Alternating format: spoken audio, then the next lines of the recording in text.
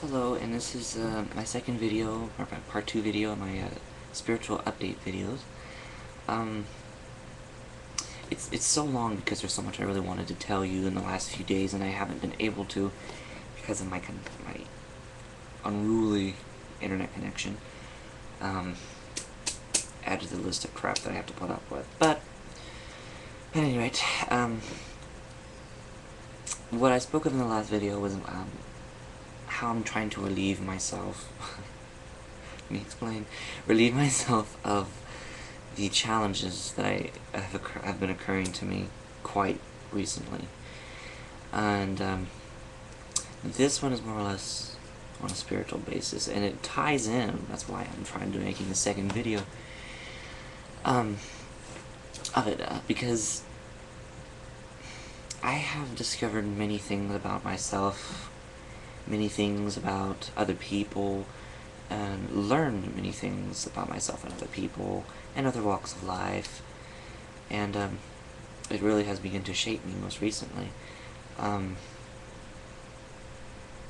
For example, I have been trying to finish the book, The Circle Within. I have it on my bed back here. I've been lying down. I just finished it, but I think I'm going to restart it because I read like half of it, and then a year later I read the other half, so I'm going to read the first half again.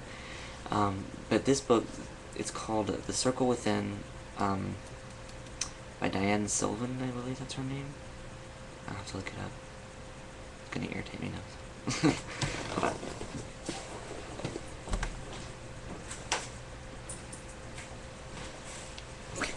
Yes, it's The Circle Within by Diane Sylvan, and this is an amazing book. Creating a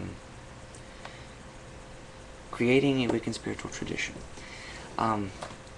This book, for the class that I hopefully will be joining, the group that I will be joining, it is a mandatory book for all first degree initiates to read, and after reading it I understand now why, because it helps you to identify with the inner self, more or less, of daily practices. And with the use of daily practices, we don't become too, how do I put it, not overloaded, but too congested. The example she gives is she used to work at a battering service, I believe, something like that, where there used to be a bunch of Catholic nuns that would work there for spiritual advising, and she would see them every day in such a horrible, negative environment, and all they would do is smile, laugh, and be the kindest, generous person you've ever seen, and she wondered how it is that they could do that. How it was they could go about this day-to-day thing and stay so positive on a religious level. And they said, well, I wake up in the morning and I pray. I eat my breakfast and I pray. I take a shower and I pray. I eat my lunch, I pray, etc., etc., etc.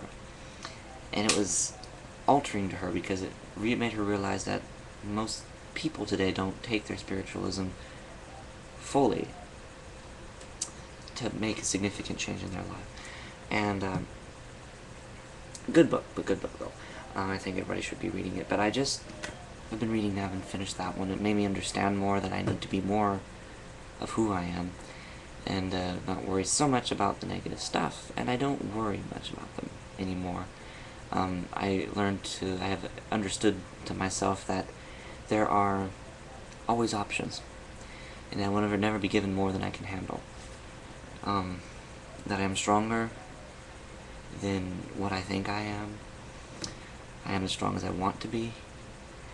Along with all these, I have more philosophies have come along to me, such as that of there's nothing more positive, more beautiful than the random kind act to that of a complete stranger.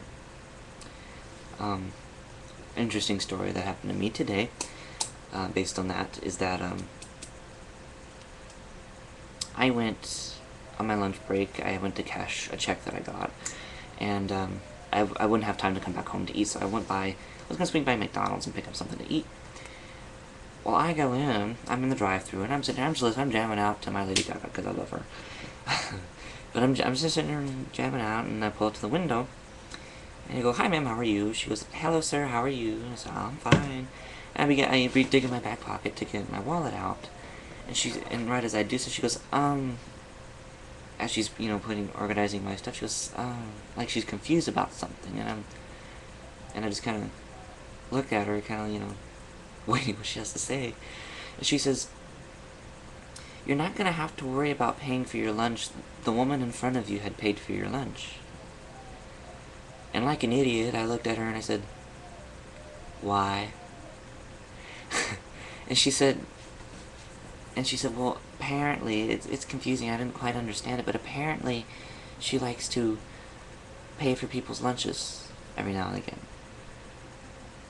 And it was so interesting to me, because she did it against my will. I couldn't... She already paid for it. What was I going to do? Pay for it again? I couldn't thank her. I didn't know who she was. She was some traveling person. So yeah, and after that, I just completely wanted to cry, because it's, to me, is the most beautiful thing in the world when somebody does something unself-centered for somebody else, for a complete and total stranger. And I know that sounds PMSy, but that ties into another story I have to tell. Is for some reason, I don't understand, but for some reason, I don't understand if it's part of the cycle of the year, the psychic influence, or what I've done differently, but I have become more of an emotional person than I could ever possibly imagine. It's quite literally like the side effect of PMS. I'll be randomly angry. Not angry, but irritated. They'll become incredibly emotional at television shows, non-real television shows, non-reality television shows. If anybody can answer that for me, please do, because I don't understand it. But anyway, that's irrelevant.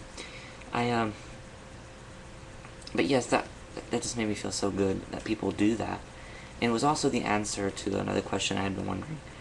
The closest friend that I'll be living with when I move, she always says, when it comes down to money, when you are given the gift from the goddess, when you do a spell for money, and it is given to you, you must take it and give it back.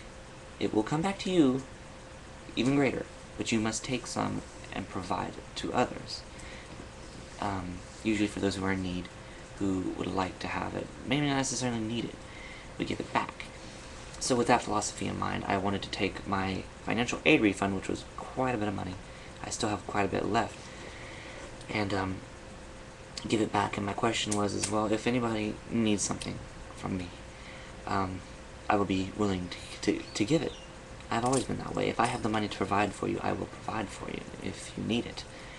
And that act today just had my mind fluttering, because it answered the question as to what I should do. Is it necessary, I'm sorry, that somebody needs to need it in order for me to provide for them? It's not necessarily that they need to know who I am. And I probably end up doing the same thing she did, quite frankly. Buying somebody's lunch who doesn't know me, who needs my... not necessarily need, almost said it. But that's probably how I'll do it. And with that in mind, probably how it's gonna probably turn out. But yeah, there's been so much changes with me lately, and for example, I've been starting my chakra meditations daily for kind of like a daily devotional thing. We all should do this, but I had not been doing it. Trying to get into the routine of it, I suppose. And most commonly, like all people say, it's just time. I don't have time. Just like this book says, just answer that question for me. But I'll get back to that in a second.